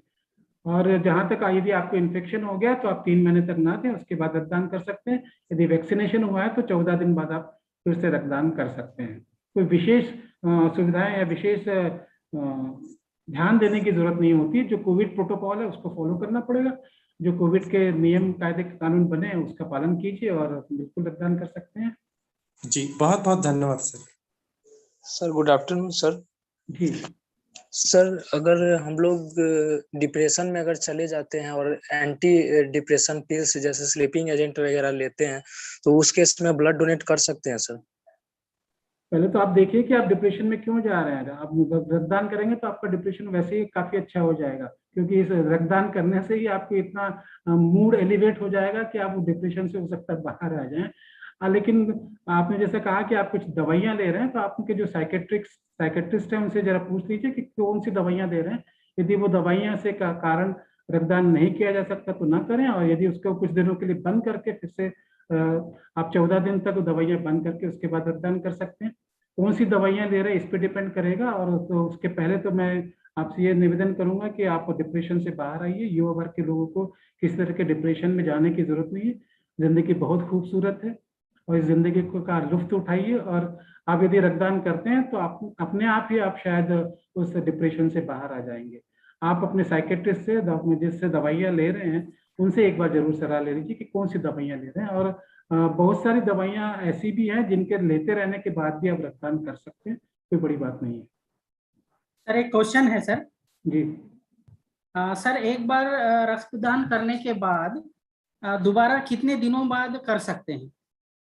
महिलाएं हैं तो 4 महीने बाद, पुरुष है तो 3 महीने बाद। जी, यदि कोई इमरजेंसी हो तो यदि दे सकते हैं क्या सर, एक आध महीने के? हाँ, यदि बहुत इमरजेंसी है, ऐसा लग रहा है कि किसी व्यक्ति की जान बचानी है और कोई दूसरा डोनर अवेलेबल ना हो, तो आप दे सकते हैं। नॉर्मली ये फिगर 3 महीने के और 4 महीने के इसलिए रखे गए हैं, एक सुरक्षित अंतर रखा जाए। खासतौर पे यदि हर महीने लोग ब्लड देने लगे तो उनके शरीर को नुकसान हो सकता है। लेकिन बहुत इमरजेंसी सिचुएशन में, जैसा आपने कहा, और कोई दूसरा डोनर अवेलेबल नहीं हो या ब्लड बैंक में वो रक्त नहीं मिल रहा है, तो दे सकते हैं। आप अपना हीमोग्लोबिन चेक करा लें, अपना वजन चेक करा लें, बाकी क्राइटेरिया आप यदि फुलफिल करते हैं तो दे सकेंगे। जी जी, धन्यवाद सर। तो आज के कार्यक्रम में हमारे मुख्य अतिथि माननीय राज्यपाल सर, गुड आफ्टरनून सर। जी, लास्ट क्वेश्चन है, पूछिए। सर, मेरा नाम मनकीत कौर खालसा है, मैं बलौदा बाजार से बोल रही हूँ, भाटापारा। जी सर, मेरा एक क्वेश्चन है कि मैं एक बार ब्लड डोनेट की थी, पर उसके बाद मुझे घर पे डांट पड़ा, तो मैं हमेशा ब्लड डोनेट करना चाहती हूँ, तो अपने घर वालों को कैसे तो अच्छा समझाऊं? लगेगा, ऐसे बोलूंगा। घर वालों को ये अच्छा वेबिनार हुआ उसको सुना दीजिए। घर वालों के लिए भी मैंने कहा था, बुजुर्ग को भी हमको समझाना पड़ेगा जो कि क्लोज रक्तदान करने से युवा वर्ग के लोगों को ना रोके। उन्हें इस बारे में ज्यादा जानकारी नहीं है, इसलिए शायद वो ऐसा कहते हैं। उनकी भावनाओं को भी समझें और साथ साथ उन्हें ये वेबिनार यदि आप लाइव दिखा सकें, रिकॉर्डेड दिखा सकें, तो उनको समझाइए। और यदि ऐसा है कि वो उन्हें इस बात समझ में नहीं आ रही है तो किसी पैथोलॉजिस्ट से, किसी ब्लड बैंक वाले डॉक्टर से उनसे बात करा दीजिए, तो वो उन्हें कन्विंस कर सकेंगे। और ये सब चीजें उन्हीं के लिए की जाती है कि हम कन्विंस कर सकें कि ब्लड डोनेशन बहुत ही सेफ प्रक्रिया है, बहुत ही सुरक्षित प्रक्रिया है और इसमें किसी तरह के डरने की जरूरत नहीं होती है। और युवा वर्ग को इसमें सामने आना चाहिए, काफी अच्छा लगता है और एक बहुत ही सेटिस्फैक्टरी फीलिंग लगती है। तो क्वेश्चन आंसर सेशन को हम यहीं पे विराम देते हुए आज के कार्यक्रम के मुख्य अतिथि माननीय राज्यपाल श्री सुश्री अनुसुईया उइके जी हमारे बीच है, हम उनका शुक्रिया अदा करते हैं। और साथ ही मैं सादर अनुरोध कर रहा हूँ सुश्री अनुसुईया उइके जी से कि उनके उद्बोधन के लिए, उनके आशीर्वचन के लिए, कि वो इस वक्त हमें संबोधित करें। माननीय राज्यपाल सुश्री अनुसुईया उइके जी, प्लीज। आप सभी को मेरा नमस्कार, प्रणाम। पंडित जवाहरलाल नेहरू स्मृति चिकित्सा महाविद्यालय पैथोलॉजी विभाग द्वारा आयोजित राज्य स्तरीय वेबिनार, जिसका विषय है ब्लड डोनर मोटिवेशन। आज के इस कार्यक्रम में विशेष तौर पर उपस्थित है सम्मानीय डॉक्टर विष्णु दत्त जी, रेड क्रॉस सोसाइटी के चेयरमैन श्री सोनमणि बोरा जी, सम्मानीय डॉक्टर अरविंद नेरल जी, जो प्रोफेसर एवं विभागाध्यक्ष पैथोलॉजी विभाग पंडित जवाहरलाल नेहरू स्मृति चिकित्सा महाविद्यालय, डॉक्टर राबिया परवीन सिद्दीकी जी, और इस वर्चुअल मीटिंग में आज जो भाग ले रहे हैं, जो सुन रहे हैं, इसमें विशेष तौर पर उपस्थित है सभी सम्मानीय कुलपतिगण, सभी प्राध्यापकगण, प्राचार्य, समस्त छात्रगण एवं एनसीसी के समस्त कैडर्स एवं जूम मीटिंग, यूट्यूब एवं फेसबुक के माध्यम से जुड़े सभी श्रोतागण, देवी सज्जनों। सर्वप्रथम तो मैं डॉक्टर अरविंद नेरल जी और उनकी पूरी टीम को मैं बहुत बधाई और शुभकामना देती हूँ कि आज आपने जो विषय रखा है ब्लड डोनर मोटिवेशन, ये बहुत ही महत्वपूर्ण और एक जीवन, मानव का जीवन देने का जो कार्य ब्लड डोनेशन से होता है, और उसके विषय में एक लोगों में जागरूकता लाना और किस तरह से लोगों को मोटिवेशन करना, ये अपने आप में बहुत ही आज के परिप्रेक्ष्य में महत्वपूर्ण विषय है। आज इस अवसर पर चूंकि विभाग द्वारा विश्व रक्तदाता दिवस के अवसर पर ब्लड डोनर मोटिवेशन विषय पर आयोजित इस सेमिनार में मुझे भी बहुत अत्यंत प्रसन्नता हो रही है। इस वेबिनार का उद्देश्य रक्तदाताओं का उत्साहवर्धन करना, महाविद्यालय, विश्वविद्यालय, एनसीसी, एनएसएस, रेड क्रॉस से संबंधित युवाओं को रक्तदान के लिए प्रेरित करना। वैसे तो सोनमणि बोरा जी ने भी, क्योंकि वो रेड क्रॉस सोसाइटी से जुड़े हैं, अध्यक्ष है, और साथ ही उनका काफी अनुभव, एक्सपीरियंस भी रहा है, और उस विषय में उन्होंने रेड क्रॉस सोसाइटी द्वारा किए जा रहे कार्यों के संबंध में भी जानकारी दी है। ये मैं डॉक्टर अरविंद नेरल जी, ये आपने तो बहुत विस्तार से इसकी जो जानकारी आपने दिया कि ब्लड तो एक इंसान को यही पता था कि रक्तदान महादान होता है, और किस तरह से हम लोगों की जान को बचाते हैं रक्त से। लेकिन जो डोनेट करने वाले लोगों को जो है बहुत सारी जानकारियां नहीं थी, और मैं आज पहली बार भी आपके इस उद्बोधन से मुझे भी जानकारी मिली कि इससे क्या क्या फायदे भी होते हैं, एक व्यक्ति के स्वास्थ्य को लेकर, एक मानसिक रूप से भी, और तमाम पहलुओं पर आपने बहुत विस्तार से ये जानकारी दी है। और अभी कुछ हमारे कुछ लोगों ने भी अलग अलग जिलों से, कुछ यूथ ने भी अपने कुछ क्वेश्चन के माध्यम से भी ये जानकारी प्राप्त करना चाहा। बहुत सारी गलतफहमियां रहती है, लोगों के मन में कई तरह के भ्रम रहते हैं, और जब इंसान को जब जरूरत पड़ती है कि ब्लड के लिए, जब उसके परिवार में जब किसी व्यक्ति की इस तरह की स्थिति होती है, या जैसे कि एक्सीडेंट के समय या बहुत सारी परिस्थितियों में, तो उसको ब्लड की जब जरूरत पड़ती है तो वो कितना परेशान भी हो जाता है। और कई लोग तो इसमें समझते हैं जो आगे आ जाते हैं, लेकिन लोगों को इसके मामले में भी बहुत मुश्किल होता है। कई गलतफहमियों के कारण भी वो ब्लड डोनेट नहीं करते हैं, जिसको लेकर आपने बहुत सारी भ्रांतियों को दूर किया है। जहां तक जो रक्त है जीवन का आधार है, शरीर का पूरा तंत्र इसी पर आधारित रहता है। रक्त की एक एक बूंद अमूल्य होती है। सबसे बड़ी बात है कि तमाम वैज्ञानिक अनुसंधानों और खोज के बाद भी ना तो इसका विकल्प खोजा जा सकता है और न ही संभव हुआ है कि इसका निर्माण किसी प्रयोगशाला में किया जा सके। यदि किसी दुर्घटना में खून अधिक बह जाता है या शरीर में किसी कारणवश रक्त की कमी आ जाती तो मनुष्य का जीवन ही खतरे में पड़ जाता है। आपने ये बात बिल्कुल सही है कि हमको ब्लड कहीं से हम न किसी चीज से, खेती से बना सकते हैं और न ही पशुओं से खून हम ले सकते हैं, और न ही जो आज बताए ना कि वैज्ञानिक भी अनुसंधान से इसको खोज नहीं पाया है। ये तमाम सारी चीजें आपने सारी अपनी तो व्यक्त कर दिया है, किया है ये सारी जानकारी देखकर। निश्चय ही रक्तदान से बड़ा परोपकारी नहीं हो सकता। आपके थोड़े से योगदान से किसी व्यक्ति की जान बचाई जा सकती है।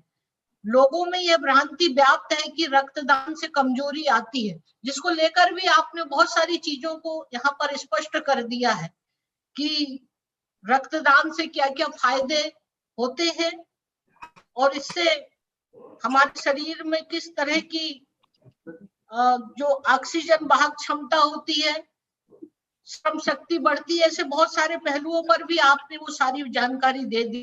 लोगों को ये कभी कभी ये भी गलतफहमी होती थी कि रक्त देने से भी शायद कमजोरी आ जाती है, उसका भी आपने दूर कर दिया। तो मैं तो इस मौके पर यही कहूंगी कि लोगों को चाहिए कि अपने महत्वपूर्ण दिनों को यादगार बनाने के लिए उस दिन रक्तदान अवश्य करें।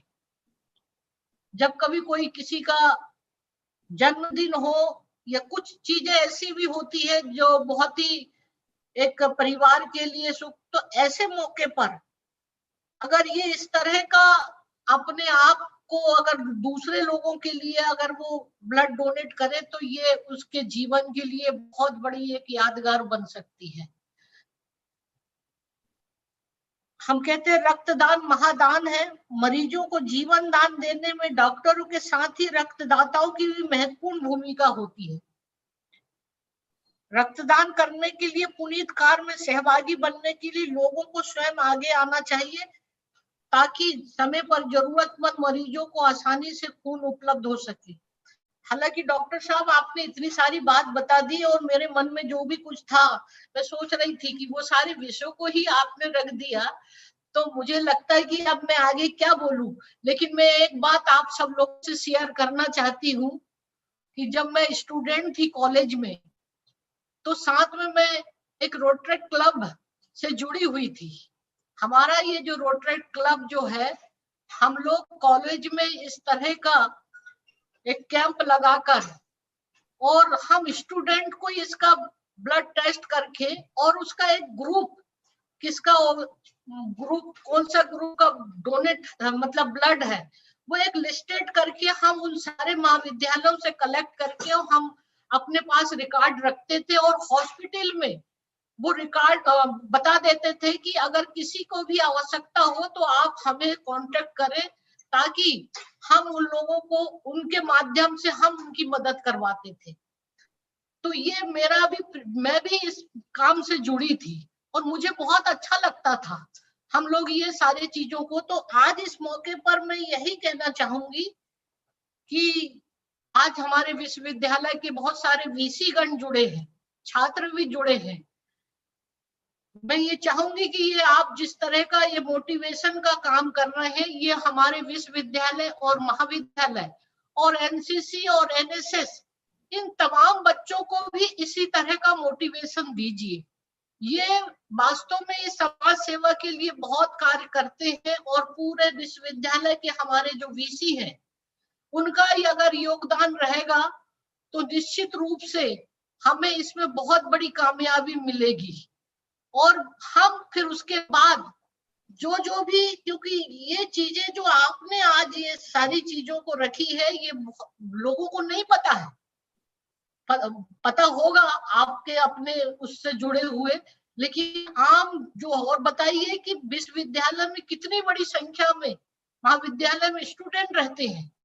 अगर हम वहां पर एक एक विश्वविद्यालय में महाविद्यालय के माध्यम से इस तरह का हम मेडिकल ब्लड टेस्ट के लिए अगर कैंप लगाएं और उसके माध्यम से एक सूची उनके पास भी होगी, तो मुझे ऐसा लगता है कि हम, चाहे वो ग्रामीण क्षेत्र भी क्यों ना हो, जहां पर ये इसकी बहुत आवश्यकता होती है, ब्लड बैंक की भी व्यवस्था वहां पर नहीं होती है, तो ऐसे समय में ये तमाम सारी चीजों को हम तत्काल इमीडिएट उनको हम ब्लड इस तरह की व्यवस्था हम कर सकते हैं, उसे मदद कर सकते हैं।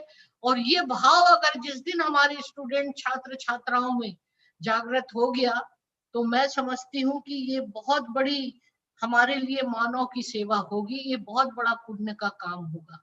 तो इस दिशा में मैं भी कोशिश, मेरे से भी जो भी आप चाहिए लगता है, तो मैं पूरे विश्वविद्यालय के हमारे अभी बहुत सारे हमारे कुलपतिगण जुड़े हुए हैं, उनसे भी मैं यही आग्रह करूंगी कि आप इस तरह से निश्चित रूप से डॉक्टर अरविंद नेरल जी को बुलाकर, और जिस तरह से उन्होंने आज इस विषय को लेकर मोटिवेशन किया है, और जितने भी लोग सुन रहे हैं, लेकिन अगर हम विश्वविद्यालय महाविद्यालय स्तर पर इस तरह की हम सेमिनार के माध्यम से या इस तरह का आयोजन करें, क्योंकि अभी तो ये कोरोना का संकट काल चल रहा है, अभी फिजिकली तौर पर तो स्टूडेंट नहीं रहेंगे, लेकिन आप विश्वविद्यालय के माध्यम से भी मैं कहूंगी कि इसका वर्चुअल मीटिंग करके बुलाकर और उनको ये सारी चीजें मतलब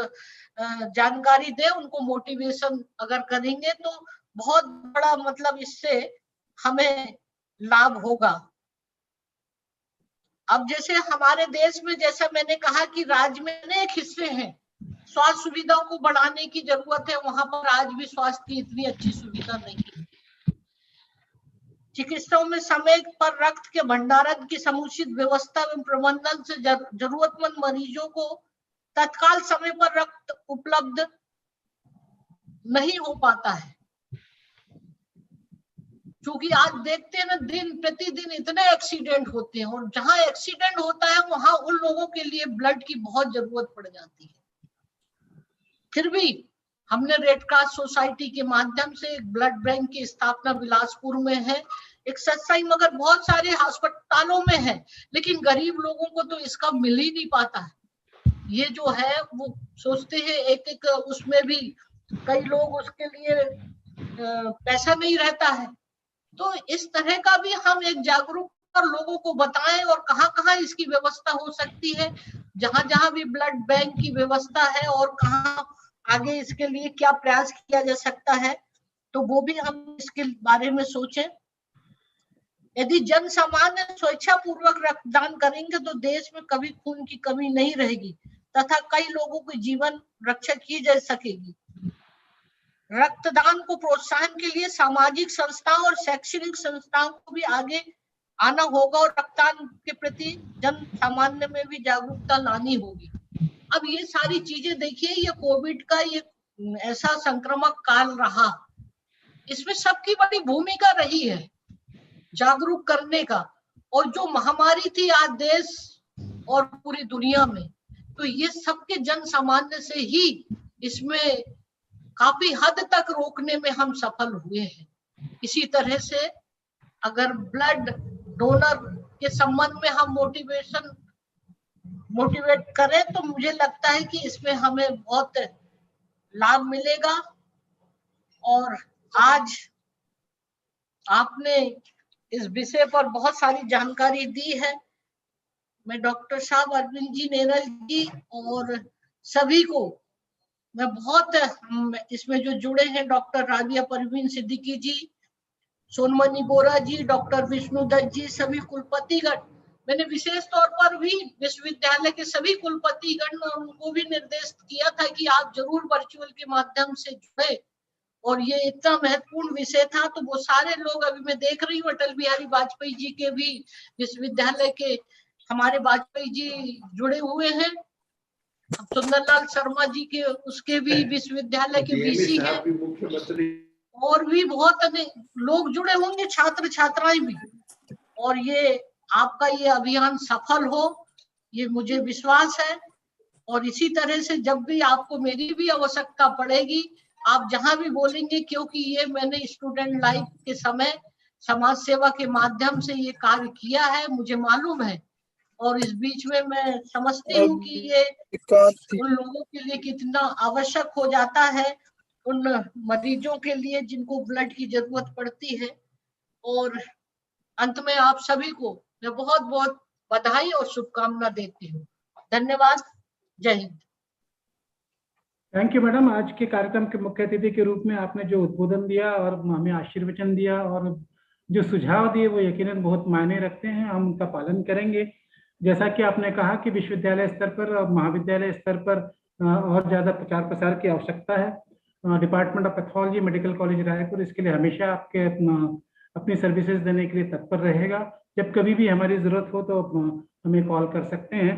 साथ ही साथ जैसा कि राज्यपाल महोदया ने बताया कि ब्लड डोनेशन के कैंप्स वगैरह भी यदि किसी विश्वविद्यालय को, किसी महाविद्यालय को आयोजित करने हो तो हमारी एक मोबाइल यूनिट भी है जो दूसरी जगहों पे जाकर भी रक्तदान का काम कर सकती है। आपके महाविद्यालय में, आपके विश्वविद्यालय में या किसी दूसरी जगह भी जाकर हम लोग रक्तदान करते हैं। पास के किसी लाइसेंस ब्लड बैंक से या गवर्नमेंट ऑर्गेनाइजेशन वाले ब्लड बैंक से आप संपर्क कर सकते हैं या हमसे संपर्क करेंगे। हमारी जहाँ भी सर्विसेज की जरूरत होगी हम निश्चित रूप से आपको इसके लिए मदद करेंगे। मैं इन शब्दों के साथ आपका शुक्रिया करता हूँ मैडम कि आपकी पलकों के तले ये जो दीपक हैं जले, आपकी पलकों के तले ये जो दीपक हैं जले, यूं ही जलते रहे सदा, है हमारी यही दुआ। एक परंपरा अनुसार एक धन्यवाद ज्ञापन की औपचारिकता के लिए मैं आमंत्रण दे रहा हूँ प्रोफेसर डॉक्टर राबिया परवीन सिद्दीकी, जो कि हमारे डिपार्टमेंट ऑफ पैथोलॉजी की सीनियर प्रोफेसर हैं। Doctor Rabia please.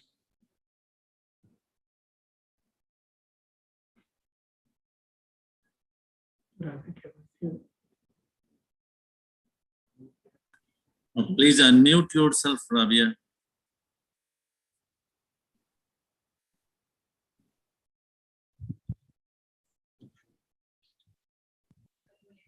Yes Rabia, unmute कर लिया? जी जी सर। धन्यवाद सर। सर्वप्रथम मैं अभिनंदन करती हूँ आप सभी का, विशेषकर हमारी मुख्य अतिथि माननीय महामहिम राज्यपाल छत्तीसगढ़ शासन सुश्री अनुसुईया उइके जी का, जिन्होंने अपना बहुमूल्य समय। डॉक्टर साहब एक मिनट। जी जी मैम। डॉक्टर अरविंद नेरल जी, मैं आपको ये बता दूं, आपको मालूम है अभी कितने विश्वविद्यालय के आपके इस वेबिनार में हमारे कुलपति जी जुड़े हुए हैं। आपके अटल बिहारी वाजपेयी जी। मैडम नमस्कार। नमस्कार। और आपके सुंदरलाल जी शर्मा विश्वविद्यालय के वीसी साहब भी हैं। आपके नमस्कार। ट्रिपल आईटी के भी है, वर्मा जी भी है। नमस्कार मैडम। आपके बस्तर के भी पीके सिन्हा जी जो है वो दिख रहे हैं, कृषि विश्वविद्यालय के भी हैं, और बहुत सारे हैं। आप इनके प्रति भी आभार व्यक्त करिए। 6 से 8 विश्वविद्यालय के जो मैडम पटला मैडम भी दिख रही है, वो भी जुड़ी है। जी मैडम चंद्राकर जी भी है। जी मैडम मोक्षदा चंद्राकर जी भी जुड़ी हुई हैं खैरागढ़ विश्वविद्यालय की। हाँ, दिख नहीं रही थी मुझे, अभी सब लोग दिख रहे हैं, तो बहुत आप। मैडम नमस्कार। Doctor KP Yadav maths university. Lalit Pateria ji भी जुड़े हैं नंदन कुमार पटेल विश्वविद्यालय से। मैडम प्रणाम। Doctor KP Yadav from maths university. अच्छा, मैथ्स वाले भी है। नमस्कार madam, doctor Chandrakar from Ayush university. Thank you sir, thank you very much. मैं आप सभी वाइस चांसलर को, आप जितने भी उपस्थित हैं उन सभी का हार्दिक अभिनंदन और स्वागत करता हूँ। आप एक काम करिए डॉक्टर साहब, आप सारे वीसी से एक बार थोड़ा सा हेलो कर दीजिए ताकि उन्हें बहुत अच्छा लगेगा कि आपके इस कार्यक्रम में जुड़े हैं। डॉक्टर नेरल को हम अपनी तरफ से धन्यवाद देते हैं। मैं उन सभी का हार्दिक धन्यवाद व्यक्त करता हूं कि उन्होंने अपने समय से भी हमें समय दिया और हमारी बातें सुनी। और हम चाहते हैं कि आपके माध्यम से आपके विश्वविद्यालय के, आपके महाविद्यालय के लोगों तक, वहाँ के युवाओं तक ये बात पहुंचे ताकि ज्यादा से ज्यादा लोग इस ब्लड डोनेशन कैंप में जुड़े। और साथ ही साथ फिर एक बार कहना चाहूंगा कि department of pathology medical college Raipur से इस संबंध में आपकी जो भी जिज्ञासाएं हों या जो भी जिस तरह की भी हेल्प हमसे चाहते हैं, बेहिचक हमसे कह सकते हैं। हम निश्चित रूप से आपके इस कार्यक्रम में सहयोग करेंगे। मैं फिर एक बार आप सभी का धन्यवाद करता हूं और डॉक्टर राबिया परवीन से निवेदन करूंगा कि औपचारिक धन्यवाद ज्ञापन दें। सर, धन्यवाद ज्ञापन से पहले मैं 2 शब्द, अगर मैडम महामहिम राज्यपाल महोदया की अनुमति हो तो मैं मॉडल ब्लड बैंक रायपुर के संबंध के उन्नयन के संबंध में 2 शब्द कहना चाहूंगी। जी।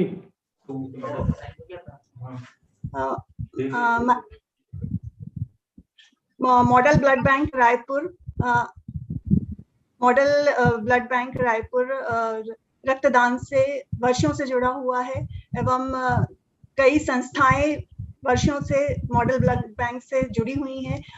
सन 2019 में रिकॉर्ड 19,000 यूनिट का कलेक्शन हुआ था, किंतु 2020 में कोविड के कारण कलेक्शन कम हुआ जो कि 11,000 के आसपास रहा और अभी भी 5 महीने में लगभग 6,000 के आसपास यूनिट्स कलेक्ट हो गए हैं।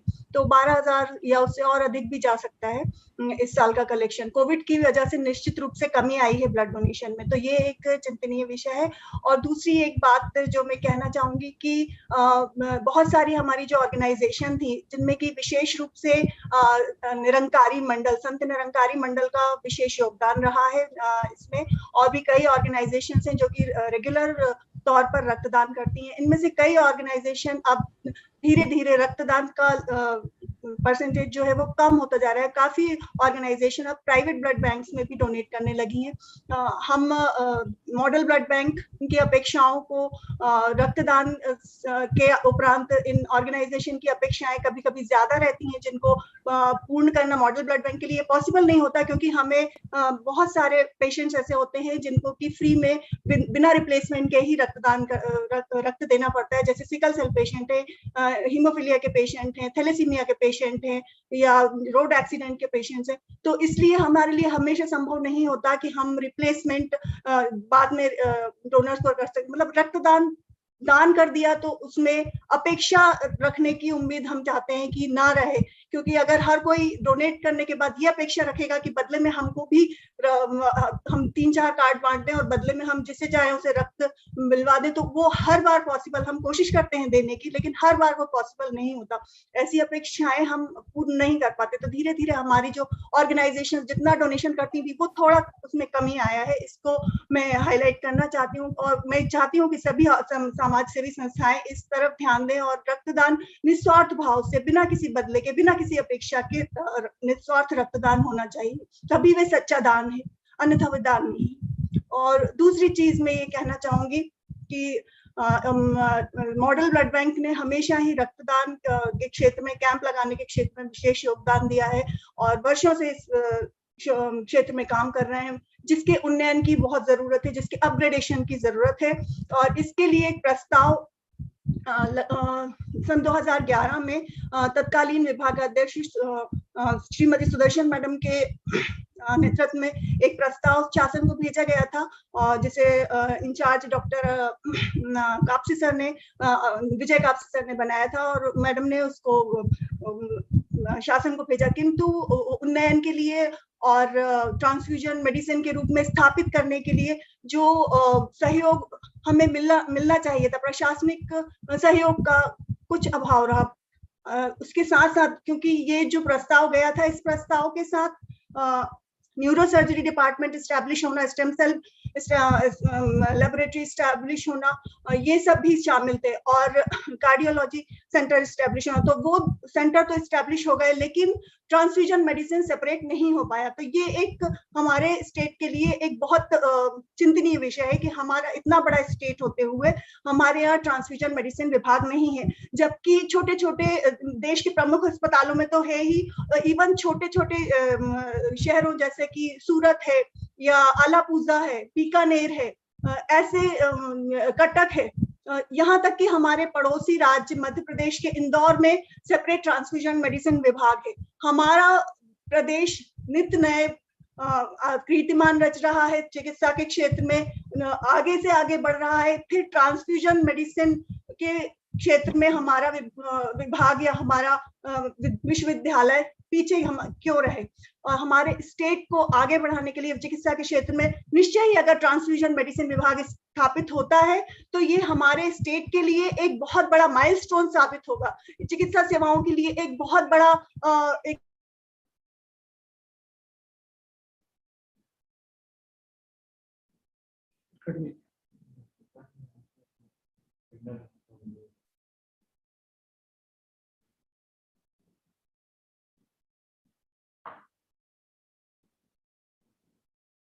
बहुत एक आपका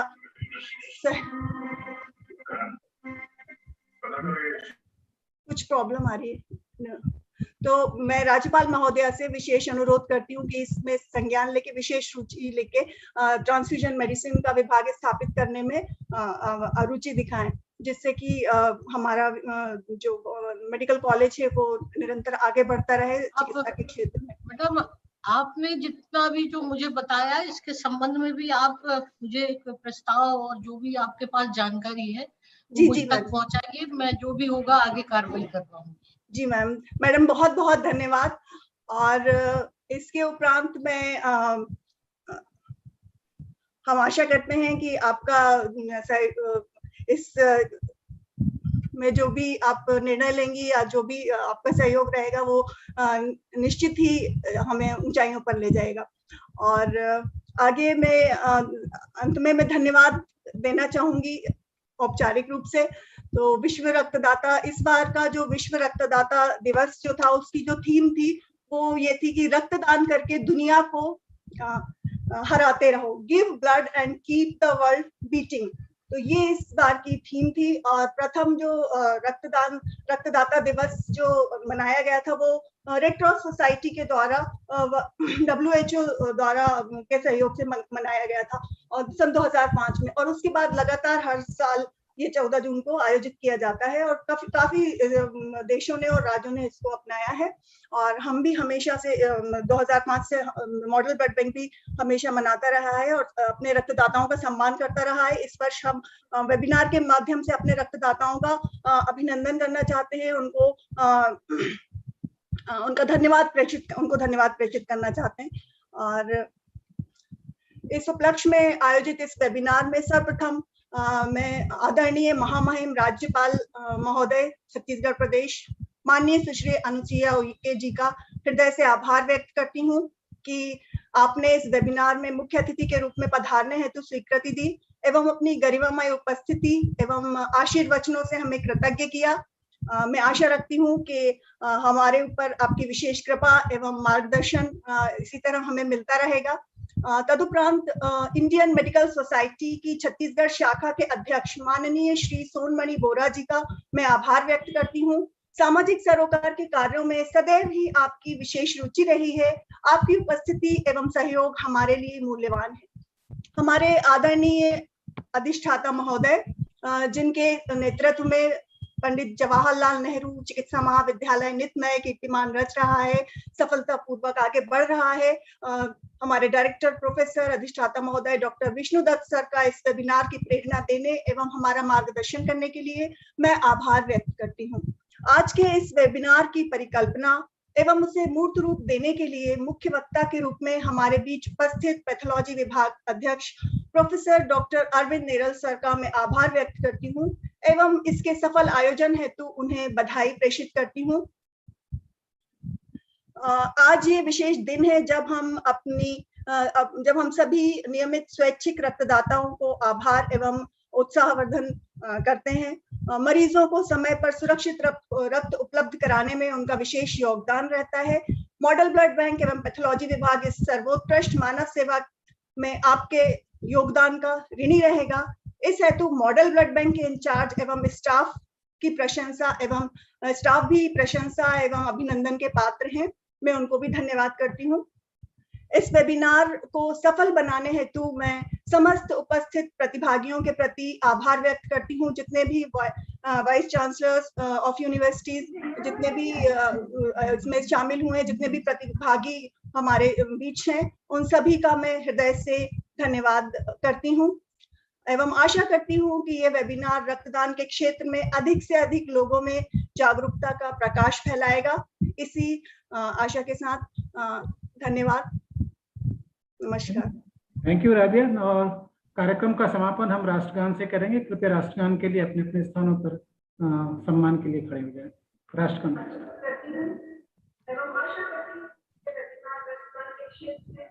क्या बोल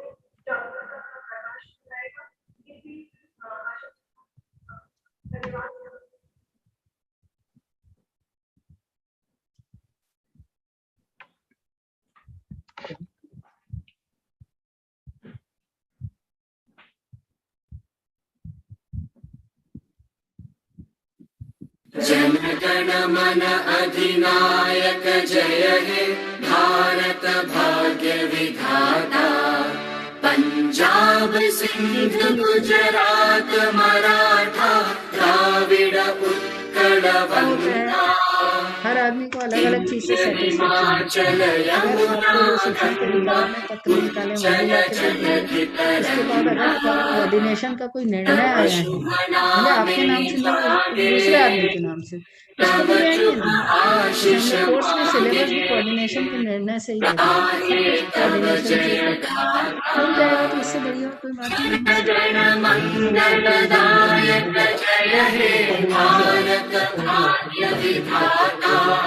जय हे जय हे जय हे जय जय जय जय हे। 3 साल के बाद उसका निकाला पदनाम मेरा जो यहाँ पे पुराने नाम से भेजा और उसका आश्रम का जो उसको भी पुराने नाम से उसको लाभ दिया गया।